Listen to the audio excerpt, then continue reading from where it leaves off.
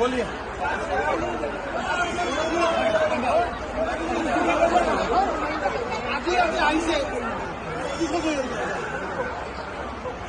আজি আমাৰ ৰামকৃষ্ণনগৰ বিধানসভাৰ সমষ্টিত 20,000 মহিলাক আমি মহিলা উদ্যমিতা আঁচনিৰ প্ৰথম কিস্তিৰ ধন আগবঢ়াই দিছোঁ। 10,000 টকা পাব।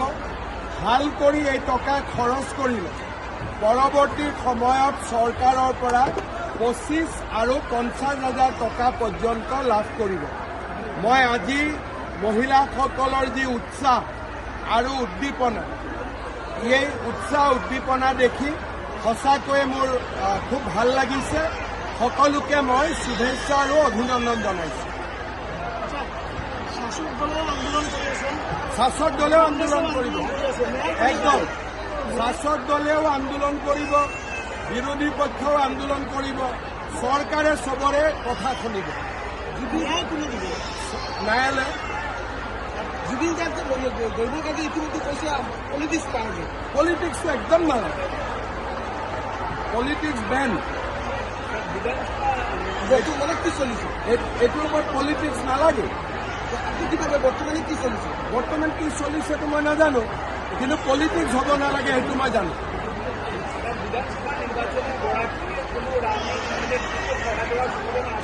কাৰ টিকিট কাটা কেন যাবে? ওই তো সার্ভের উপরে ডিপেন্ড করবে, কিন্তু আমাদের মনে হয় সবগুলা বিধায়কে এখন ভালো কাজই করেছে।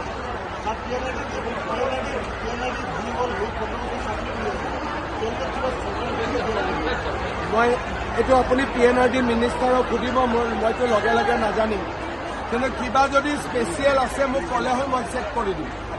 শিৱভূমিত বহুত বানপানী হৈছিল, তাৰপিছত আপোনাক বহুত ভূমি প্ৰৱৰ্তন কৰা হৈছিল, কিন্তু চৰকাৰ আৰু কি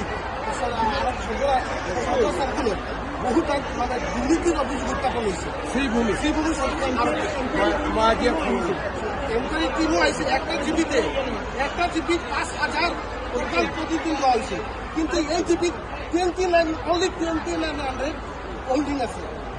জিপিদাৰ নাম গান্ধী জিপি ঠিক আছে, মই ইনকুৱাৰী কৰিম। আহিছিলে স্যার, মই নিজে খবর লম। ঠিক আছে, সবাই ভালো থাকুন, সুস্থ থাকুন। ঠিক আছে।